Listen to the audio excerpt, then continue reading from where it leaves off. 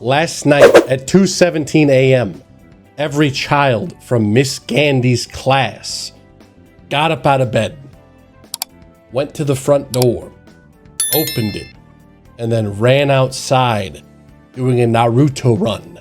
And they never came back until the end of the movie. Guys, I just got done watching Weapons. That's right. The new Zach Kreger movie. The guy who made Barbarian. Which means nothing to me because I haven't seen Barbarian. So guys, unique take. Guy who hasn't seen the director's last movie. What I think about Weapons. Well, first off, let me give you guys a little plot synopsis, if you will, before we jump into things. So, according to IMDb, would all but one child from the same class mysteriously vanish on the same night at exactly the same time? A community is left questioning who or what is behind the disappearance. So, if you've seen the trailer, a bunch of kids get out of bed, they leave the house, and then the whole town's like, what the hell? What's up with the teacher? Because the teacher, in the preview, she like walks into the classroom in the day. Kids aren't there. She walks in there at night. The kids are there, but they're like asleep. So the whole town that thinks the teacher did something. And that's sort of what you're meant to believe getting into the film. And as we see, you know, movie plays with your expectations quite a bit. So, guys, I'm going to get into a little bit of spoilers here. There's not a whole lot to spoil, I will say.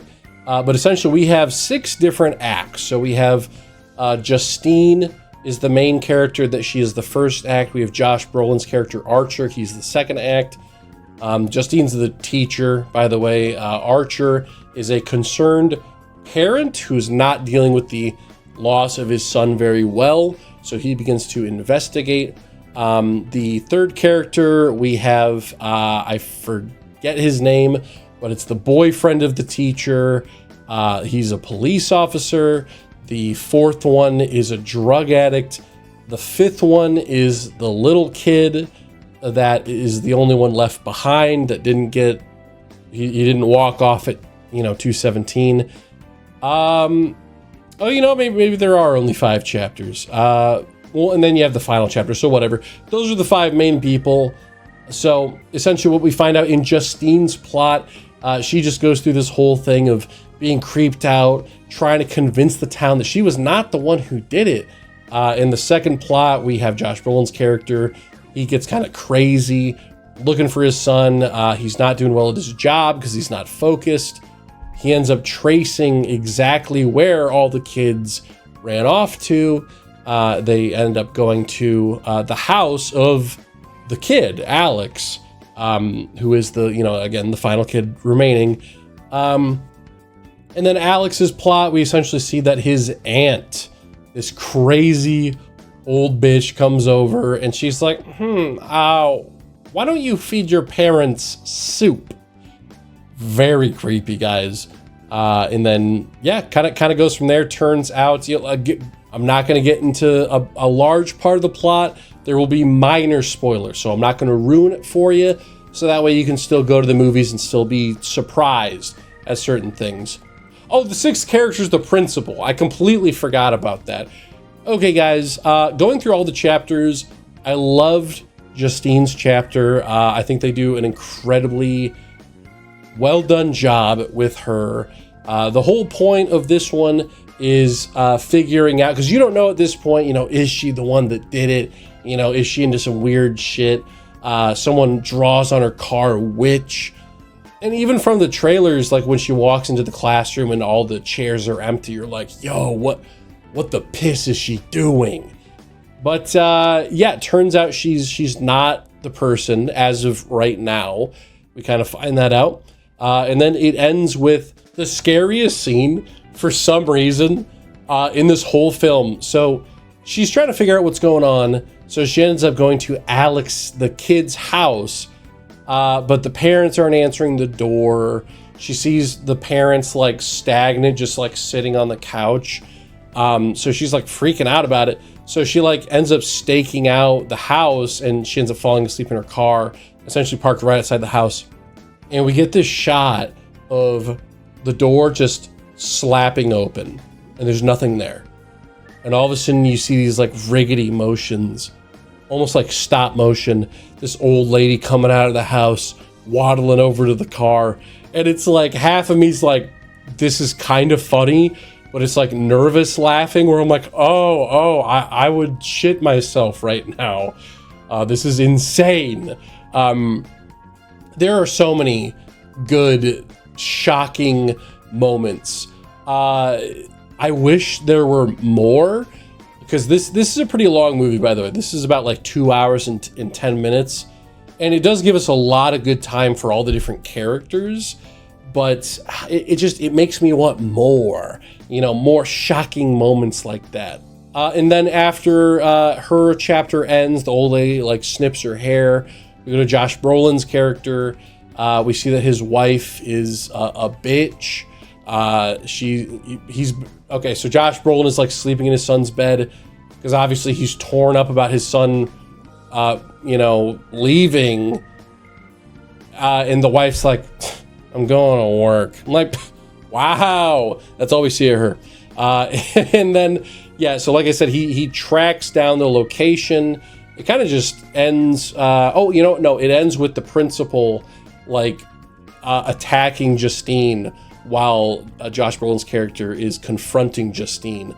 And then we have the principal story, and it's basically how he was sort of investigating kind of on his own what's going on with the parents. And then the aunt, who is the actual witch, ends up going over to his house. She snips off a piece of his husband's hair and then makes him murder his own husband. Again, one of the most shocking parts, this is probably the second best right here, where he just starts like smacking his skull into his husband, and you just see the skull begin to like cave in. So intense. It's the perfect amount of gore for you to just sit back and go, what is happening? Then yeah, it ends. The principal's plot ends with him getting run over. Essentially, he gets hit by a car. And then we have Alex's plot, where we learn that the aunt came to the house. She's like a witch of sorts.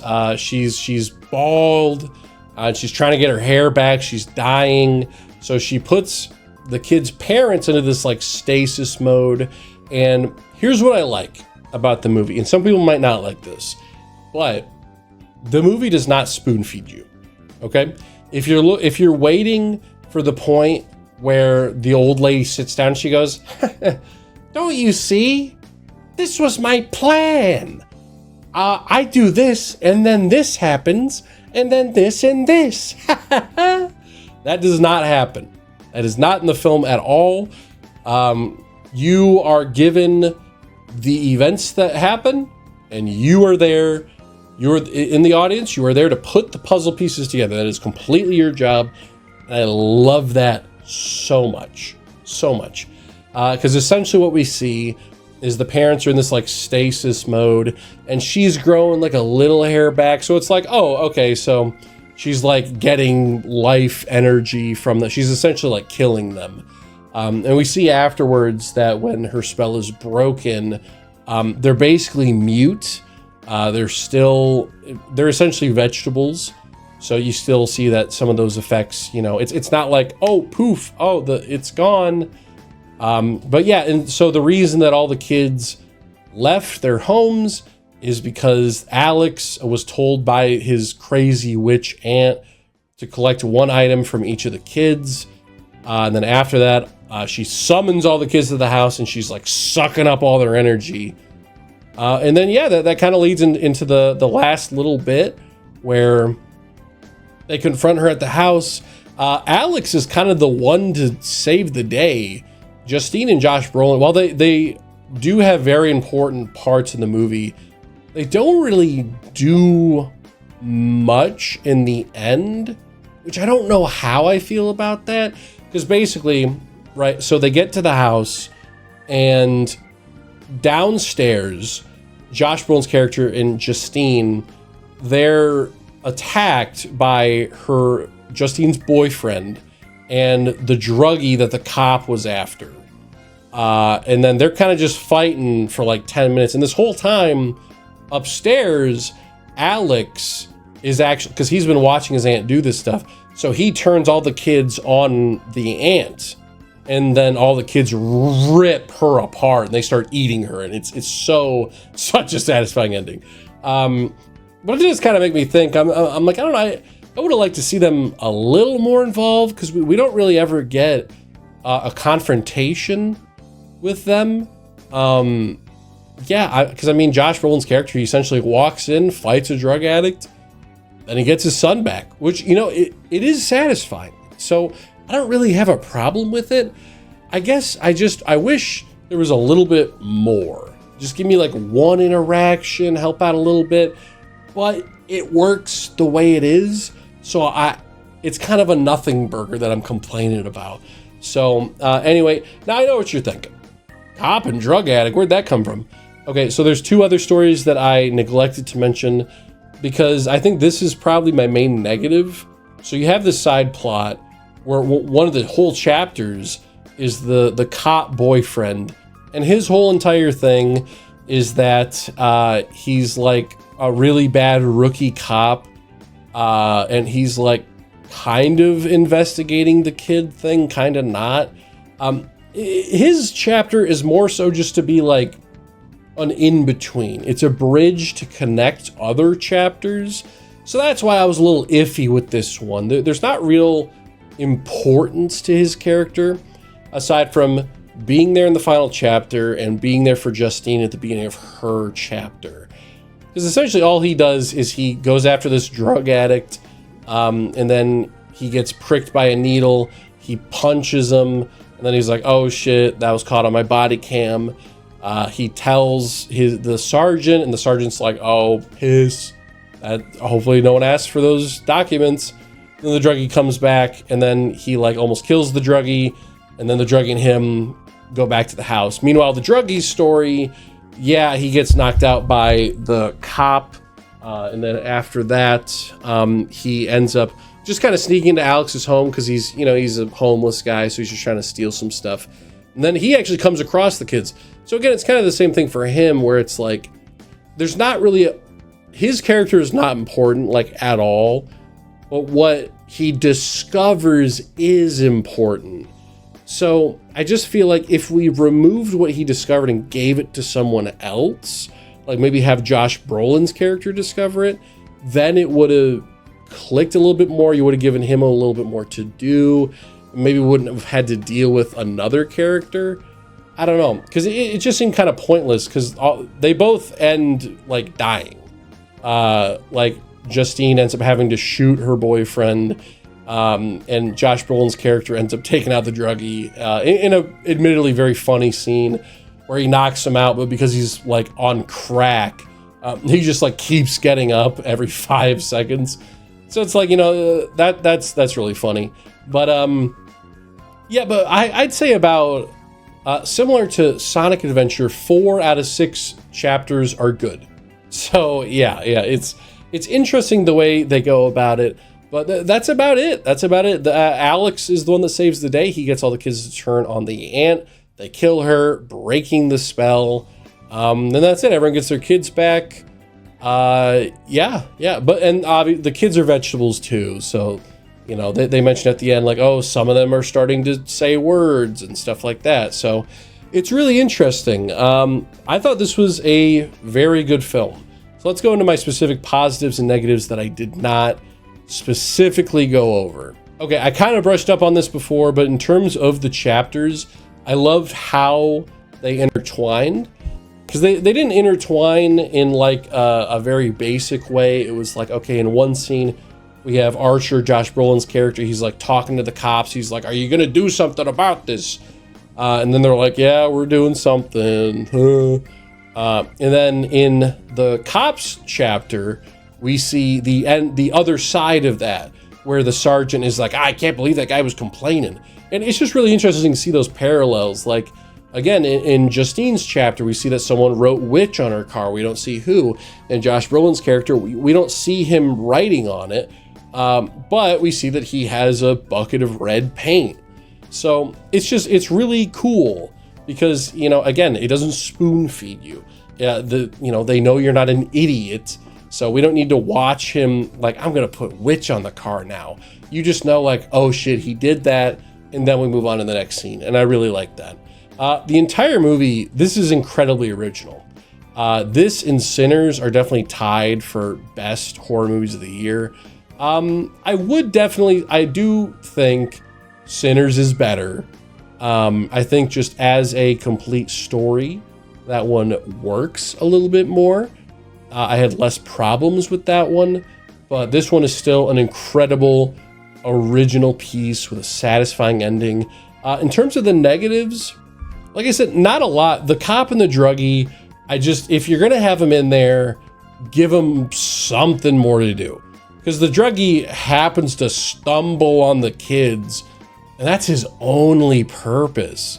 Other than that, his story connects to the cops, but the cop isn't really that important. So it's like, why don't we just take those two out, give more time to the characters that have something to do to make their characters feel more complete.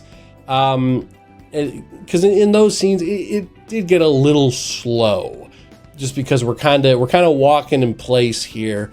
When the cop's like, I hit that guy and my body cam showed it. It's like, I mean, that's interesting, but it's like, what's that got to do with, you know, the kids going missing? You know what I mean? Aside from that, I would say, again, compared to Sinners is something that I can watch like again and again. I can show it to friends, see what they think. This, I think, is a one-time watch. I think after seeing this, I very much enjoyed it, but I'm satisfied with what I've seen.